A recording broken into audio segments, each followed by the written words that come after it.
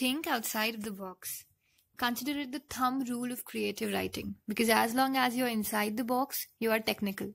And as soon as you break the glass wall and step outside your box, then you are something creative, something really imaginative. Hi friends, welcome to the new lesson in the series Creative Writing, Small Steps for Giant Leaps.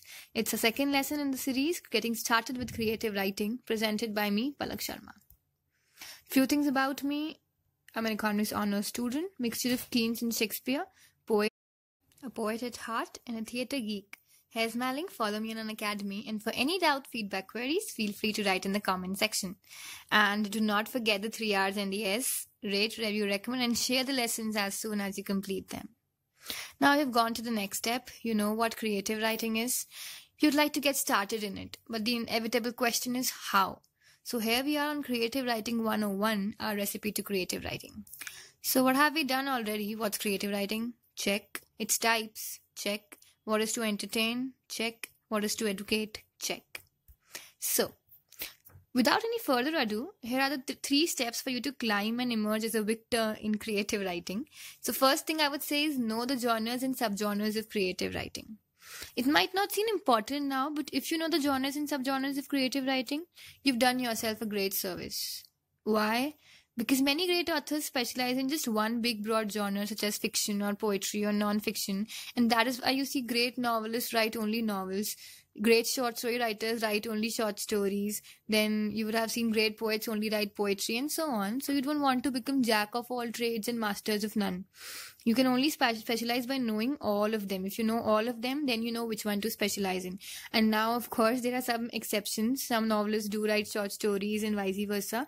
But these types of authors are not common. They're very rare. And that's not to say that you shouldn't step outside of your broad genre and be afraid to experiment with other ones. It's just to say that you should first and foremost go with the one you like the most. So do yourself a favor and read on the creative writing genres and I'm explaining some of them so you can go through them. They're all known, of course. Fiction is branched into 4 categories. Okay. There are 4 categories, of which only 2 are really popular. 2 of them are novels and short stories, I would say. So we will go one by one. The first is novels, a fictitious prose narrative of book length, typically representing character and action with some degree of realism. That's what a novel is typically in definition. So we have read many novels. You would have heard novels of Jane Austen, novels of Charles Dickens. There are lots of novels out there. You can always explore them. It's the most common form of story writing or fiction writing. Then we have novelette. So what novelette is, it's a short novel, typically one that is light and romantic or sentimental in character. That is a novelette. Then comes short story. So a short story is a story which is fully developed in a theme but significantly shorter and less elaborate than a novel. So short story is a shorter novel. The theme is same. It has a fully developed theme, but it's significantly short in length. It is less elaborate than a novel. So short story and novel, they're again connected in some way or the other. All of them are interconnected. All 4 of them are somewhere related to each other. Then what a novella is, a work of written fictional narrative prose, normally longer than a short story. It's longer than it, but shorter than a novel. So it's somewhere like short stories are shortest, then there are novellas, then there are novels. This is the series between them. So first of all, now you know the subgenres and the genres of writing. So I would say the English word novella derives from Italian novella, which is feminine of novelo, which means new. So novella is something which is new, novel, which we say. The novella is a common literary genre in several European languages and in English also, but we do not come across it very often because we consider these things same as novels. Anything which is bigger in size than a short story, we name it a novel. So this is our unawareness, which you can say. So we need to know, as a writer, we need to know what is the difference between all of them.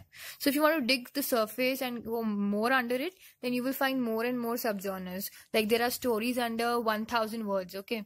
These are known as microfiction. Then recently a new type of subgenre has come, which is Twitter fiction. It's a fiction of 140 characters. So the people who make such fiction must be talented really, because I can't seem to close up a story under 1000 words. So it's concise writing, of course. That's the issue with me and everyone. Now the next thing is poetry.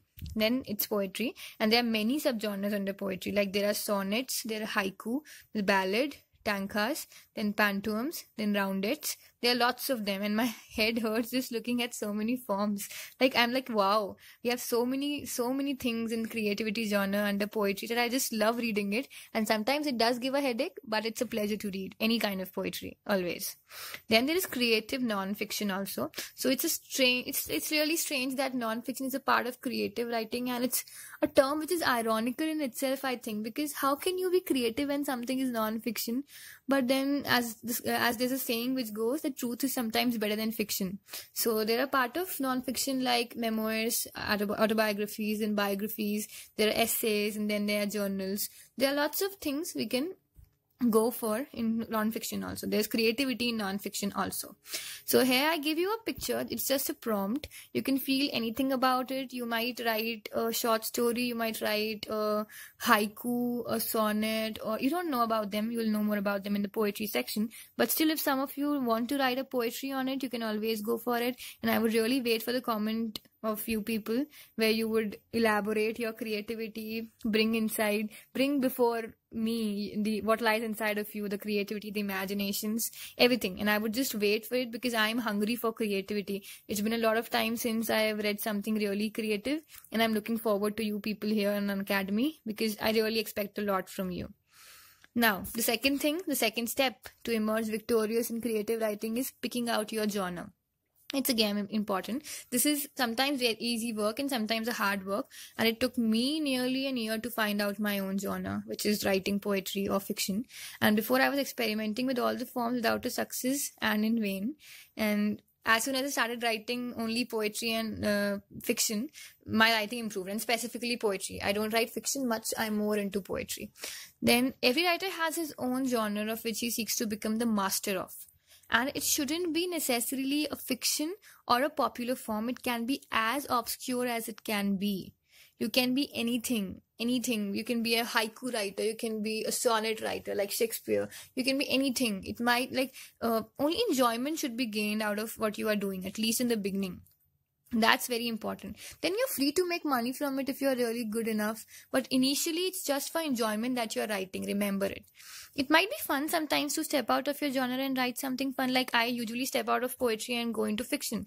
So I tried this and it was a success. But remember that you should first write inside your own genre and then after some time do what you want to do. This is important. First write inside your own genre. Become a master of it and then explore more things.